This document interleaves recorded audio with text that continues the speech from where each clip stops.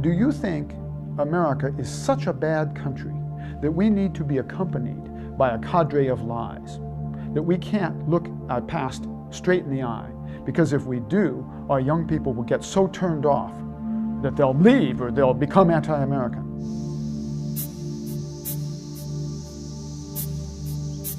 These monuments deceive us, and they don't tell the stories that I think would restore good values.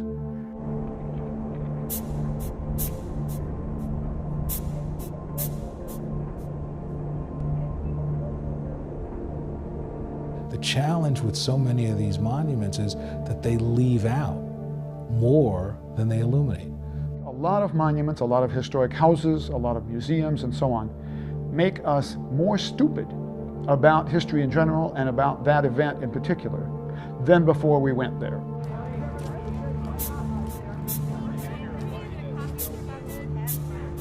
I find that when people are told truthful things that have been kept from them, they're happy to get that. And then they look elsewhere for other truths that have been withheld from them. So the very first puncture of myth in people's minds is the beginning of a journey for truth.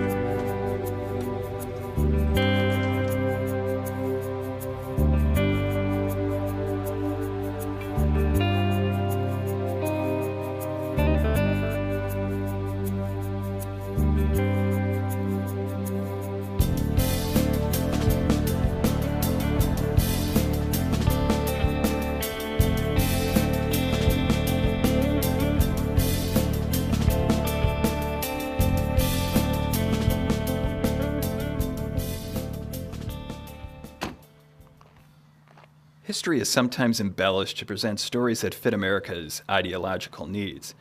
The site of Lincoln's birthplace does this in a couple of ways, beginning with the authenticity of the cabin he was born in.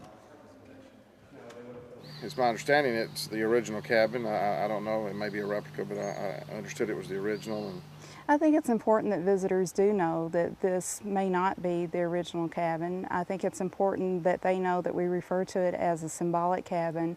I asked if it was an original, if it was the original cabin, and the answer was that the National Park Service feels like that some of the logs are original. They don't know which ones, but that some of the cabin is original, and that it looks like the cabin that was here. In 1895, an entrepreneur purchased the Sinking Spring farm, Lincoln's birthplace farm, and he hired an agent to go out and put a cabin on it. And so this agent went off and found some cabin that was nearby and not needed, and he put it on the farm. It went off to the Buffalo World's Fair, and there it was on display next to the Jefferson Davis log cabin. Now, Jefferson Davis wasn't even born in a log cabin, but that's okay, never mind. Then after that exposition closed, the guy who invented these two cabins took them off to Coney Island to display them there. But on the trip to Coney Island, the two cabins got commingled. And that didn't stop them. They put up one big cabin, and they called it the Lincoln-Davis log cabin. And presumably they were both born there, I guess, on separate days. Finally, a wealthy magazine publisher bought the farm, speaking literally, and he hired a famous American architect to devise a suitable temple, really, to put the cabin in. But when they did, they found, alas, the architect had miscalculated, and the temple was too small. Architect knew just what to do. He had the cabin cut down in size. So this cabin, which was built to the approximate right dimensions of normal pioneer cabins, we don't know the precise dimensions of Lincoln's, but is now 2/3 as big as it should be. And all it does is it makes for a bigger story because it's a smaller cabin. Chiseling to the monument itself, there are the words, "Here, over the log cabin where Abraham Lincoln was born." I think at the time that the cabin was placed in the memorial, it was truly believed that that was the correct cabin. And today, after additional research, I think it's understood that there's just not enough documentation to support the authenticity. And that's why the Park Service refers to it as being symbolic. A more serious issue involves Lincoln's role in freeing black slaves during the Civil War. All my life as a child, that's all I ever heard, that Lincoln freed the slaves. You look at the sort of iconography in Harper's Magazine and the like, and Lincoln frees the slaves. The textbooks will say, well, Abraham Lincoln issued the Emancipation Proclamation, and he was the great emancipator, and that's how blacks won their freedom. What is really important is that the public recognize that Lincoln played a role in the freeing of the slaves, but that the slaves played a major role in freeing themselves. Blacks won their freedom because for 30 years before the Civil War, they participated in a great movement of resistance. Well, resistance in the South, underground railroads, fighting the Fugitive Slave Acts, disobeying the law. Frederick Douglass and Harriet Tubman were the key players in a great movement for the abolition of slavery. And I think by not accepting that notion, you create an environment where people begin to think, well, African Americans have always had things handed to them. It gets carried into the notions of welfare and the like. But if you then change that and you say, wait a minute, African Americans played a major role in their own freedom, and more importantly, a major role in helping the North win the Civil War, that changes the way people will come to thinking about African American culture.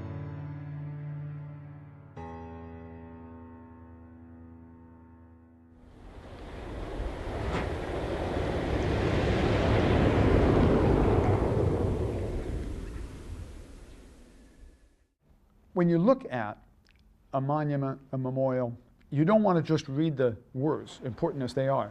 Sometimes what the artist is doing, sometimes the images, make more of an impact than the words. Monuments are created to be dramatic, and by being dramatic, sometimes there's a great need to embellish. There's a great need to sort of create a sense that this is a larger-than-life individual or a larger-than-life story. I just feel very strongly that while that's important for people to be able to find their heroes, I just don't think we need to do the embellishment. I think the stories are strong enough. All across the United States, we see white explorers, or discoverers, as they're incorrectly called, towering over Native Americans who are often seated or lying down or at least well below in the scale of things. We also see conquerors just depicted huge on big, tough horses, horses that never were. So the scale an artist uses, the business of who's on top and who's strong, that can just make us think, well, yes, of course it happened this way. The best monuments should be able to tell complex stories, but that means that the design has to both be visual as well as educational. Monuments don't usually encourage you to stand back and say, did this happen like this?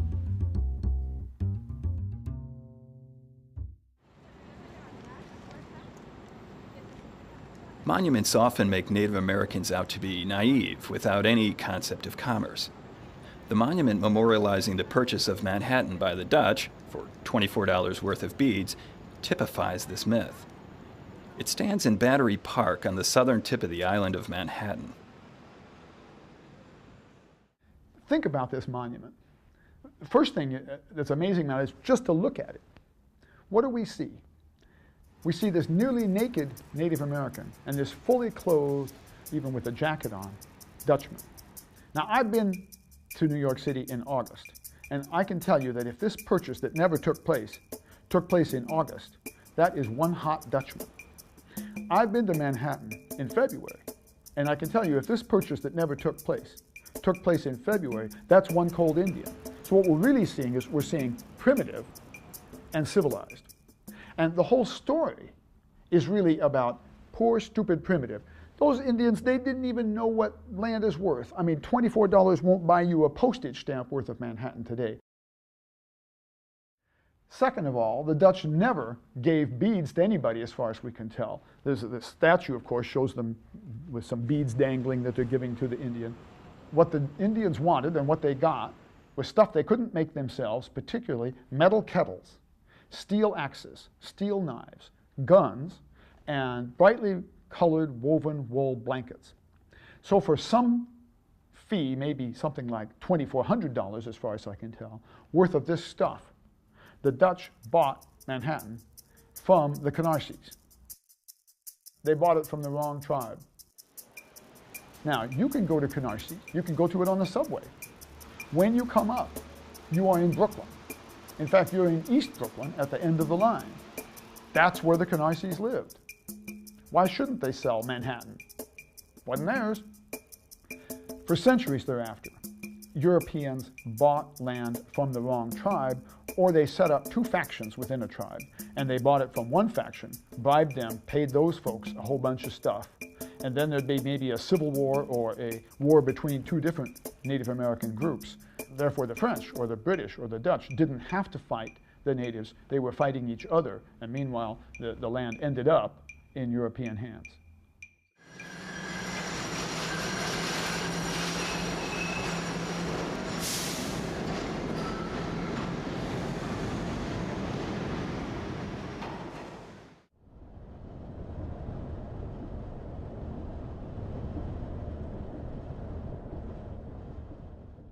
American mythology has been suggested as a possible alternative to simply American history. And of course it would be true. It's certainly not the history of working people who are most of the American population. It's a history of the people who have been in power in this country for a very long time. So yes, we could use a truly American history. History is without a doubt the only subject that the more you study it, the dumber you get. College professors in math are delighted if you've had more high school math. They'll put you in an advanced math course. But in history, this is not so. You have to break the icons, you have to break down the mythology, the lies, if you will, that you learned in high school and even in middle school and elementary school. You're really better off if you didn't learn them in the first place. I would argue there's an awful lot of opportunities to use history to understand educational policy, urban development, to understand industrial growth and change. So in some ways, without using history, the policymakers in this country are solving the problems with one hand tied behind their back. We might think about what are the functions of public history. I think the biggest single function is to rouse the public to a state of patriotism, or maybe better put, nationalism. And this doesn't necessarily mean nationalism for the country as a whole. Maybe it's better put, nationalism for the cause that is being celebrated here.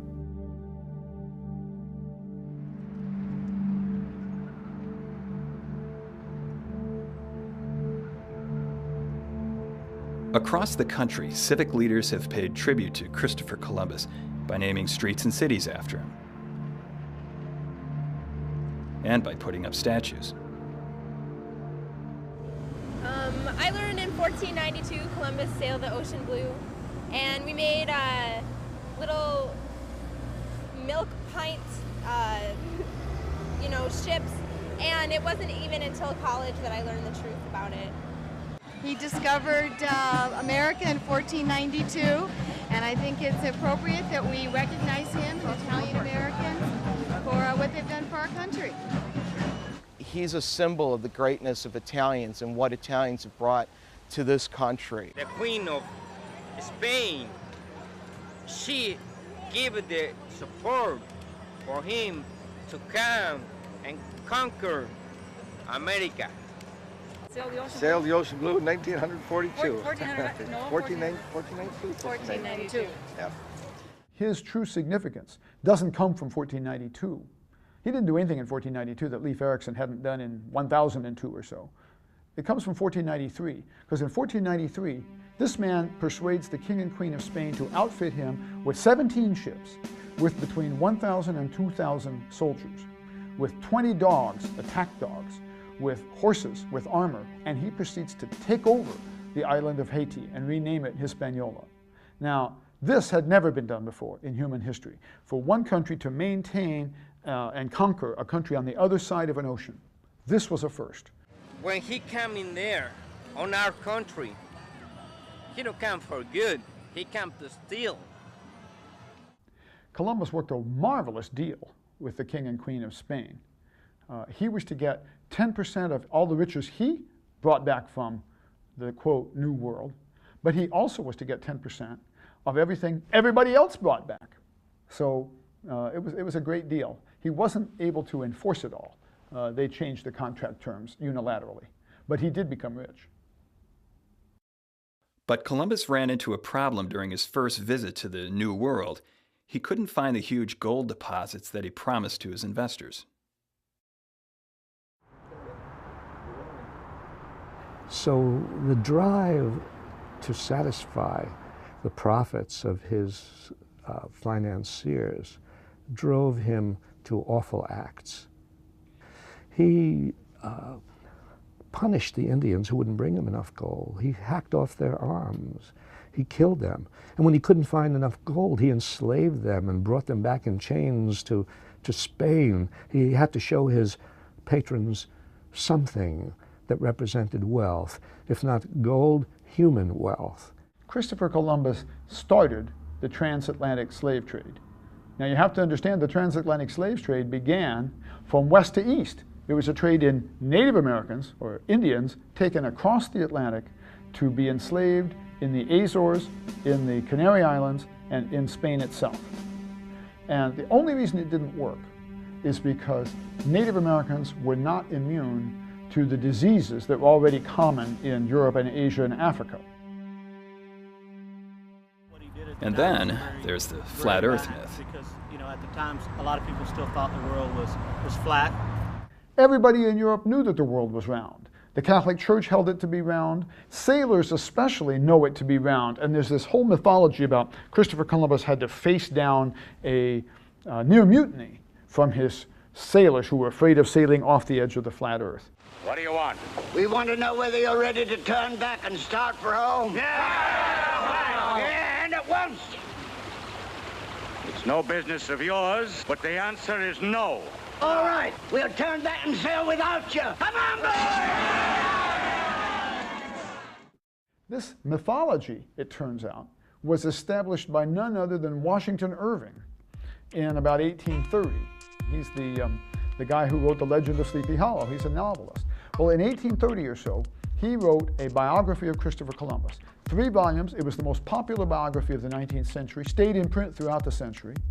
And he told the story, the flat earth story. So the world did not become flat in 1491 just before Columbus sailed. The world became flat in 1830.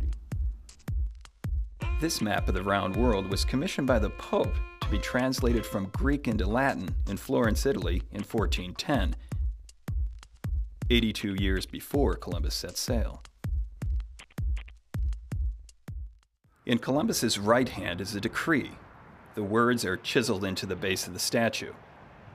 By the grace of God, and in the name of Her Majesty, Queen Isabella, I am taking possession of this land, October 12, 1492. Spain and Columbus got their authority to take the property and the lives of non-Christians from a papal decree called the Doctrine of Discovery. The Pope cut a deal with Spain and Portugal.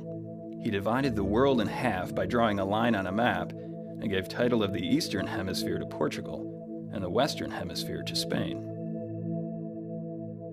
Well, this wasn't a deal that Denmark agreed to or that England agreed to, and so France and England and Holland and Denmark, they want in on the deal, and they all steal and take over various parts of the Americas. It was the first great imperialism in the history of the world. At the top of the pedestal, an inscription says, "To Christopher Columbus, discoverer of America. He wasn't here first. I think he actually, it was like the Keys or down in the Bahamas. It was down in Cuba or somewhere. Well, he wasn't here first. The Native Americans were here first. The Vikings were here first. And actually, my dad asked me once, you know what Columbus did? I said, yeah, he discovered Cuba. It's pretty impressive what he did. And what was that? Crossing the Atlantic from Spain to Plymouth Rock. Okay. Christopher Columbus never reached North America. The only part of what is now the United States that he reached was Puerto Rico. So in 1492, there were some 100 million natives living in the Americas. Should they be credited with discovering America instead of Columbus? Yeah, I suppose they should be. Problem is we don't have a date in when they came over. So it's easier to celebrate, you know, Christopher Columbus and when he came over. Sure, they discovered it, but they didn't do a thing about it. They didn't go over to Europe and say, hey, look at this land we discovered. They were just there in the first place. About 25 years ago, a batch of Native Americans tried to make this point, and I think they did make it. Adam Nordwall, who is an Ojibwa Indian, and some other Native Americans, took an Alitalia flight to Rome, and they discovered Italy. Here's my opportunity to go over to a land where the doctrine of discovery originated from, the Vatican.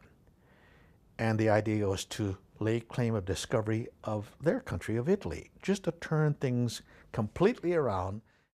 I stuck a spear in that ground, proclaiming my discovery of this new land for the American Indian people. When I'm introduced to the Pope, he's standing there, and I walk forward in measured steps. And as I walk slowly toward him, he raises his hand with this big, beautiful ring on it. Well, I understand what that's all about. And as he raises his hand to me, I raise my hand to him. And I'm wearing a big, beautiful ring. Now, there's an audible gasp in the Vatican because here's our two guys holding their rings out to each other to kiss. The cardinals, the bishops, the Pope's aides, there's going to be an international incident between His Holiness and the Indian. And the Pope broke the ice. And one of the things he said to me, I've read a great deal about the American Indian people, and I know what you are doing. Did your meeting with the Pope resolve the issues between Native Americans and the Catholic Church? No, because the Vatican never apologized to Native Americans for the crimes committed in the name of the Church against our people. Today is Columbus Day, a national holiday set aside to honor the explorer who 512 years ago made landfall in the West Indies. It's a day in which Italian Americans take special pride and others take exception.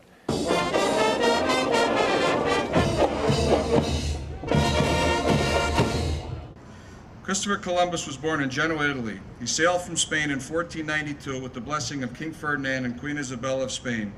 After numerous attempts to convince the Queen Isabella that to reach India in the east, one could sail towards the west, since he noticed that a ship's mast was the last visible sign of a ship in the horizon. The Nina, the Pinta, and the Santa Maria took more than 2 months. He set sail on August 3, 1492 from Palos, Spain. Columbus's first impression of Native Americans was very favorable.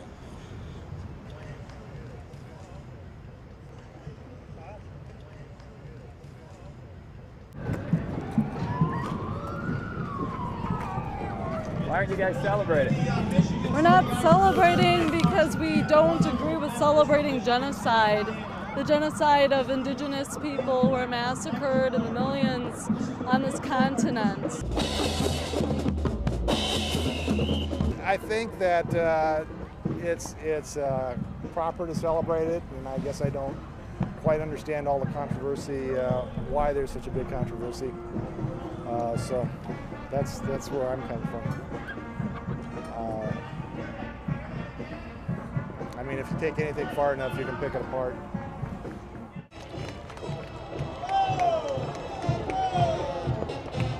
What do you think about Christopher Columbus as an explorer? I think that Christopher Columbus was in the service of imperialism. Christopher Columbus was a mercenary.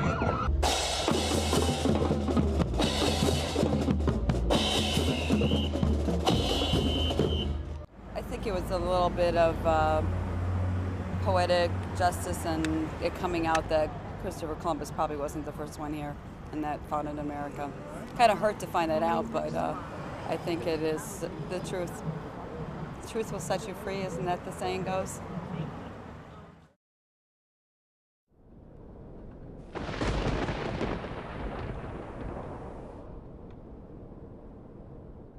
Yes, the past is the past, but the past lives with us. The past affects us. Our memory of the past affects us. People often tell me, you can't judge the past by the standards of today. You're being presentist. I think that's BS, by which of course I mean bad sociology. For instance, are we applying today's morality, the morality of the 21st century about slavery, back to Columbus or back to other slave traders? Well, I can tell you a bunch of people were against slavery back then. It's not just we are so smart and we're so moral now and we're against slavery. All of the slaves were against slavery, but a bunch of white folks were against slavery too.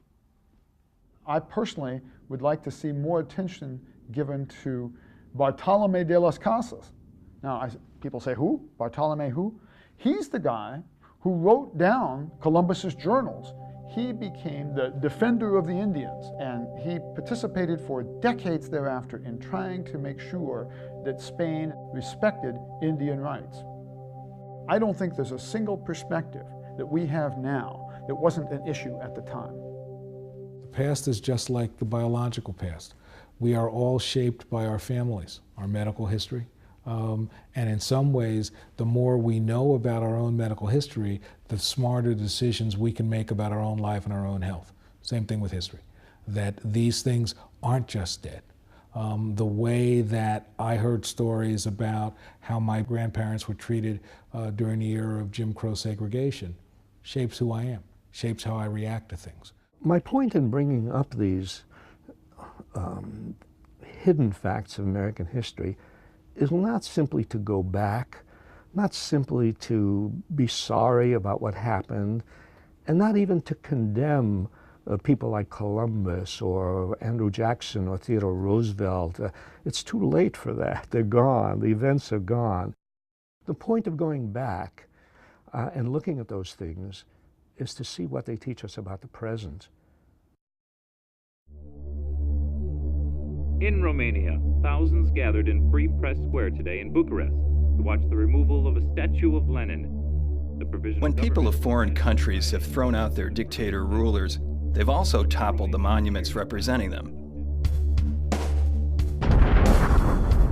It will be an enduring symbol of the fall of Baghdad, a huge statue of Saddam Hussein. Americans haven't done much toppling, with one exception. The most toppled statue in America is the monument to the Haymarket riot in Chicago. On May 4th, 1886, laborers gathered to demonstrate against the police's killing of 2 workers the previous day during a strike for an 8-hour workday at the McCormick Reaper plant. When most of the crowd had left, a police captain raised his arm and shouted, "In the name of the people of Illinois, I command you to disperse in peace." The police then began clubbing people. Someone in the crowd threw a bomb, killing 6 police officers. The police opened fire, killing 7 protesters. After a controversial trial, which gained worldwide attention, 4 of the organizers were sentenced to death and hanged, though evidence never proved they were responsible for the bomb. Throughout the world, May Day has become Labor Day in remembrance of the Haymarket events and is celebrated on or near May 1st. The US and Canada celebrate in September. On May 4th, 1889, the 3rd anniversary of the riot, a statue of the police captain with his arm raised was erected as a memorial to the slain policemen. Workers protested that the monument was one-sided, and over the years it was relocated several times to prevent it from being toppled. That ended on May 4th, 1927, the 41st anniversary of the riot, when a streetcar jumped its tracks and hit the statue. The disgruntled driver said he was tired of seeing the policeman with his arm raised. The second toppling occurred on October 5th, 1969, when a radical group called the Weathermen put dynamite between the statue's legs and blew them onto the nearby expressway. On May 4th, 1970, the statue was rededicated. On October 5th, the Weathermen, now calling themselves the Weather Underground, blew it up a second time. The city recast the legs again and moved it to the top of police headquarters until they realized their safety was at risk. The statue now sits in the atrium of the Chicago Police Academy and may be viewed by appointment only. Today, a new monument representing both labor and the police sits on the original site of the riot. Now, some people want to topple offensive monuments or just deface offensive historical markers. And they have a point. I mean, some of them are so wrong that maybe nothing is better than them.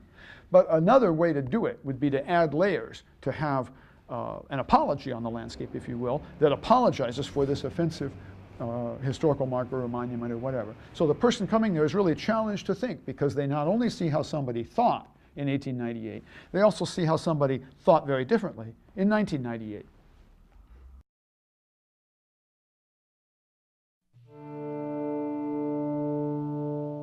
During the last year of the Civil War, black Union troops charged into battle screaming, "Remember Fort Pillow." But if you visit the fort, you won't find out what the troops were remembering.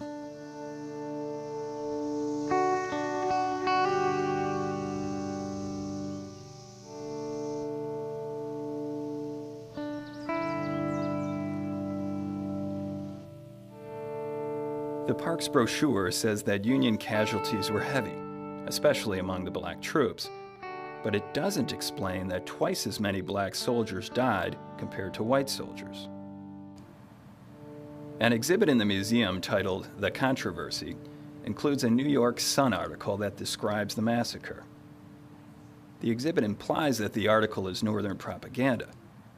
What the museum doesn't display is a New York Times article in which, right after the battle, a Confederate general told the Times correspondent that it was against the policy of his government to spare the life of Negro soldiers or their officers.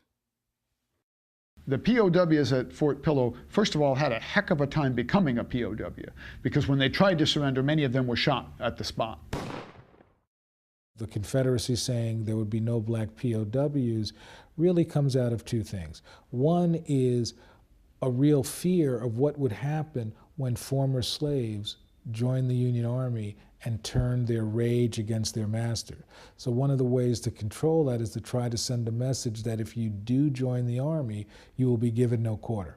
And the hope was that that would clamp down on black enlistment. I suppose there was also probably a realization that the North's enlistment of black soldiers meant that the North would now have a military advantage that it didn't have before, which turned out to be true because the black soldiers were crucial in the last stage of the war. The other part of that, though, was also the notion that in the minds of many Southerners, these people are still property. They are not equals, so therefore you do not want to accord them the rights that you would accord an equal soldier. So it was really a way of reinforcing the attitude of racial inferiority. You know, the point of looking at the massacres of black people is to ask the question, while we're not committing massacres anymore, do we still look upon black people as not us, as different? Because we have, as a people, as American people, used the Civil War as that great moment to say, even when we killed each other, we ultimately could come back together. And that's why we always celebrate those pictures of old Confederate soldiers and old Yankees shaking hands at Gettysburg in 1913. But all of that reunion was based on erasing the African-American story out of the Civil War and erasing the fact that that reunification of North and South came at the expense of the black community. There are some indications that given the past of this fort and of this property as a park, that it has more of a very strong Southern slant to it and very pro-Southern, and we're trying to get beyond that. The real challenge is to tell a Civil War that includes a Northern story, a Southern story, an African American story that will ultimately allow us to get to an American story.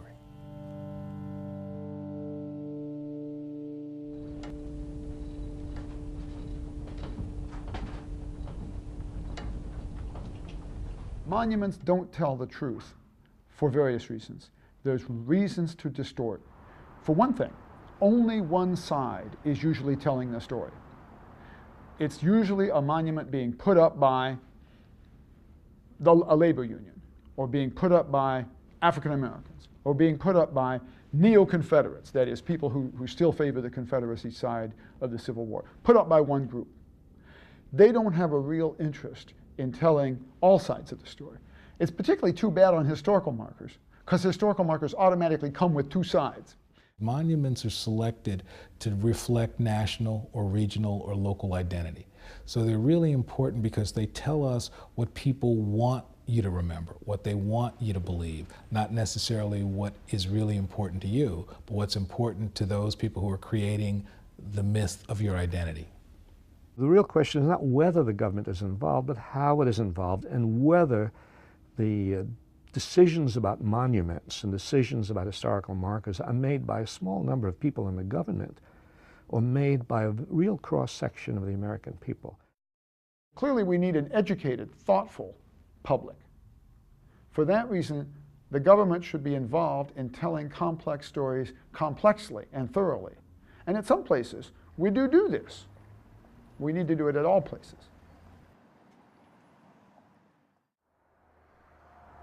The final stop on my trip was the mother of all monuments, Mount Rushmore.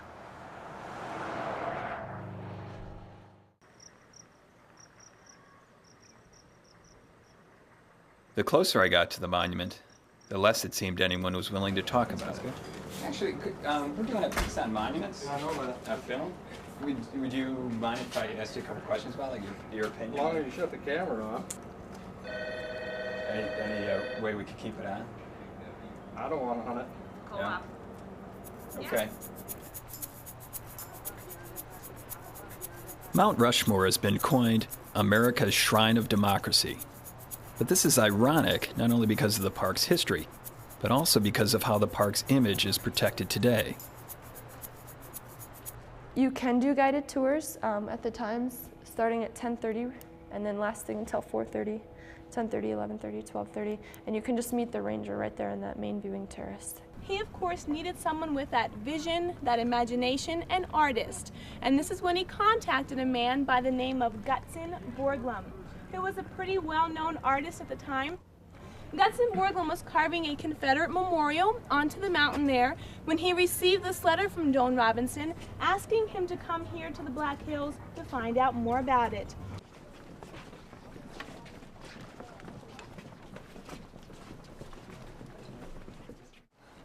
Any other questions before we move along the walkway?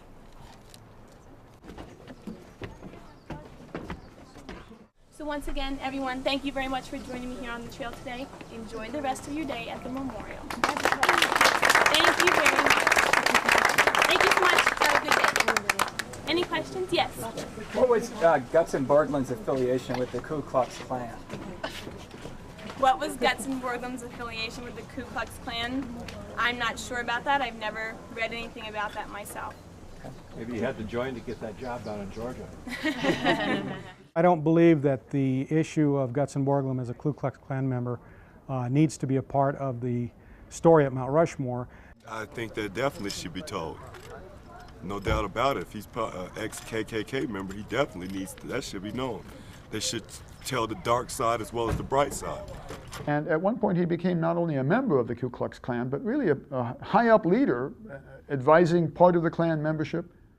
Oh, you see, the elements of democracy, just to have the opportunity to be a Ku Klux Klan member, I think, would be part of the democratic philosophy. I think it's a nice melting pot of this country to be able to say, I'm a Ku Klux Klan member, and I can still put Abe Lincoln on the rock. Mount Rushmore's story, as I said, is about the development of the memorial. And our themes do not dwell a lot on Borglum as a life, what his life really was like. Do you think tour groups or just people like us that show up here should at least know anything about his background? In my opinion, no. It's not that. No, I don't think so. Where he was born, those kind of things. Yeah. I'd be interested in that. You've done a great thing. It's beautiful. I mean, why cover it up? Everybody's talking about now, let's be open, let's be more diverse and everything. Let's talk about it. Maybe some good will come out of it. Maybe we can learn from history. That's what we're supposed to do. Another thing that should be told at Mount Rushmore is the fact that this monument is on Lakota land, which we guaranteed to the Sioux forever. After the 1876 treaty that was signed at Fort Laramie, the Native Americans were given the Black Hills. The government had no land to cede to us. We were the original people. We were the original landholders, the landlords. Then the Custer expedition came through, and many people followed the Custer expedition because they had found gold in the Black Hills. And as more and more people came into the hills, the cavalry tried to keep, you know, the Indians and the white people separated, but they couldn't do it. No, actually, the role of the cavalry in those days was to subdue and to subjugate the Indians, to put them on reservations. If they were off the reservation, they were hostiles, and you could kill them. So then the native people really weren't given the land. There was eventually a court case that settled that and actually provided them a monetary figure for the land. But the Native American people have never accepted that buyout, and the money is still in escrow in the federal government. I don't know why you can't add that story. I don't see what that hurts. They wouldn't talk about it because it's such a controversial issue and it's never been settled. So it's not something, if they brought it up during their program, that they could easily answer or easily solve.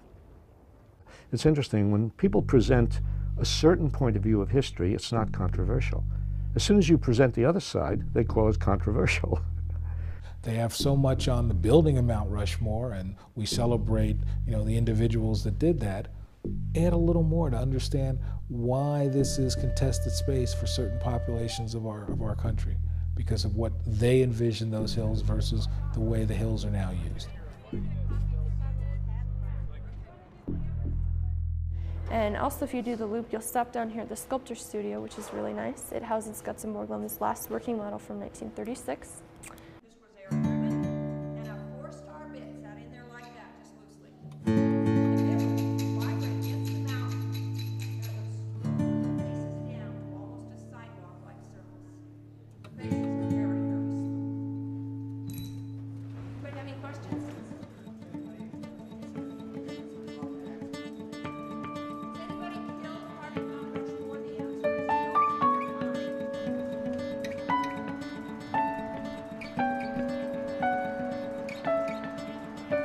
If you can create an environment where people can talk about these difficult issues, then it makes it easier to solve other problems down the road.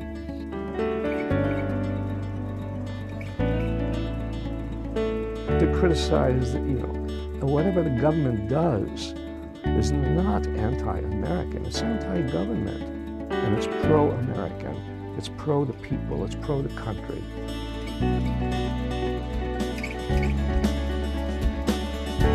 We can think about how we have gotten to this state in all of our glory and all of our disasters, whatever, the mix that we are. Then we could bring about the America of the future more intelligently.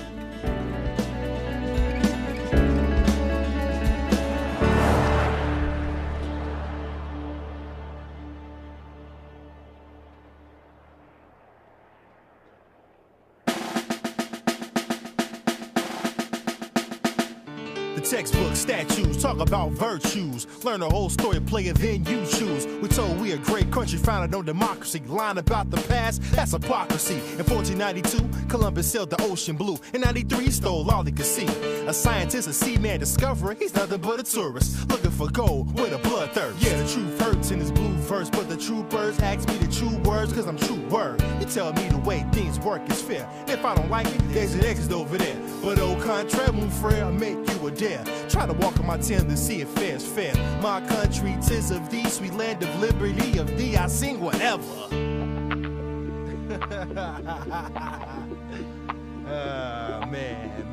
Man, history, you know, they just looking at us. This is the real history right here. Down. Get along with this second verse. Yeah. Call it what you want, but I call it a mystery. Their version of the past is called history, but that's his story. Bear arms to mercy, and when I tell my side, it's controversy. Monuments for racists, killers and thieves. Oh, and while you at it, hand over your keys. It's propaganda, distortion is idiotic, but when I tell them it's wrong, I'm unpatriotic. Up pay, you got it. Government broke a tree, they greed to get their pockets meaty. Stole the black hills from the Sioux Nation, put Indians on reservations. Man named Borglum chiseled 4 faces to worship the white Anglo-Saxon races. Amazing basis, it's patriotic galore. I'm talking about Rushmore, ask question, there's Mount Hushmore. Yeah, you know, they talking about unpatriotic. Not being unpatriotic, just trying to find out the truth. That's right. You know? Yeah. History. Here's a little third verse action. Check this out. Yeah. Our past has been censored, cheap like penny pinchers, truth indentures, special interest ventures. Frustrated Confederates during the Civil War attacked black troops, sent them to heaven's door. I'm supposed to be cool, calm, support, mellow. Forget about what happened at Fort Pillow. My words finally tuned like a cello. Do you understand what I'm saying? Hello? When you read the plaque on the statue, it's lying at you. This gumshoe is here to prove it's not all true. I hope I knock you out of your seats and realize this the real history of our American peace. My country, 'tis of thee, sweet land of mythology. Of thee I sing. Of thee I sing. That's right, you know. Alright.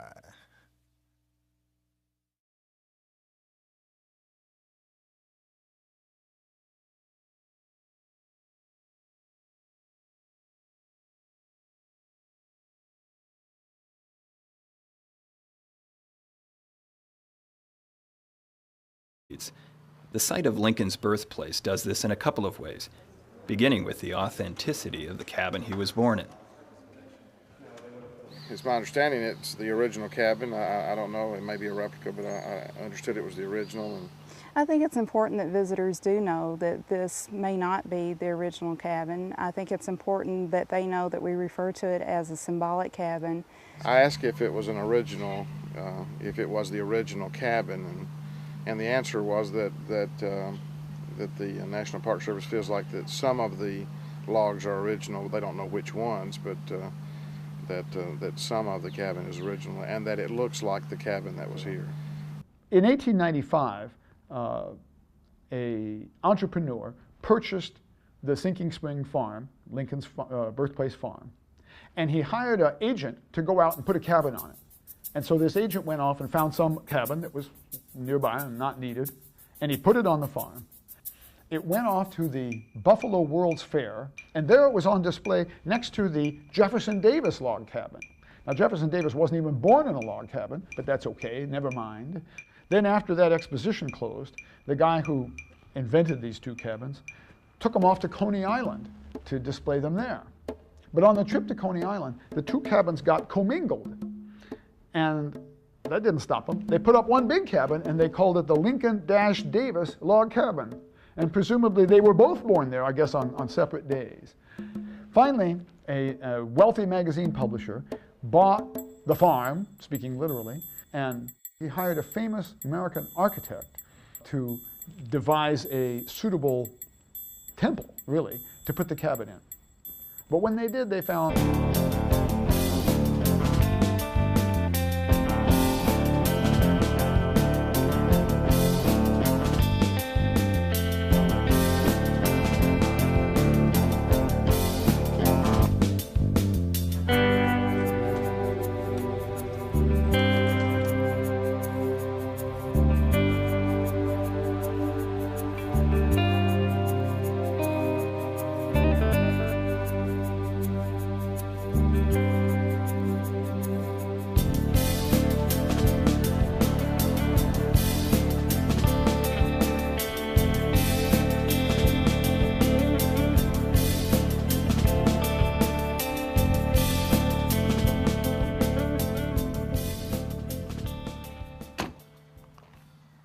History is sometimes embellished to present stories that fit America's ideological needs.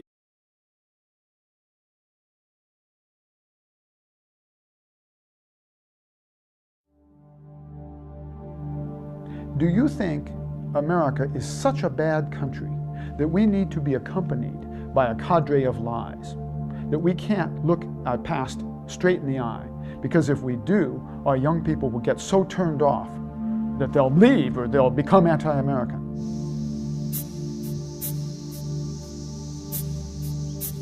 These monuments deceive us, and they don't tell the stories that I think would restore good values.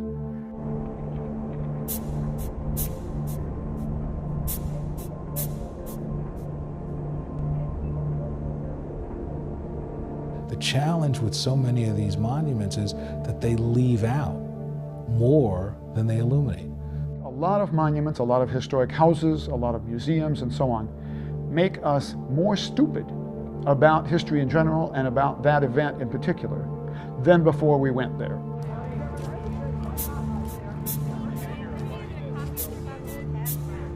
I find that when people are told truthful things that have been kept from them, they're happy to get that. And then they look elsewhere for other truths that have been withheld from them. So the very first puncture of myth in people's minds is the beginning of a journey for truth.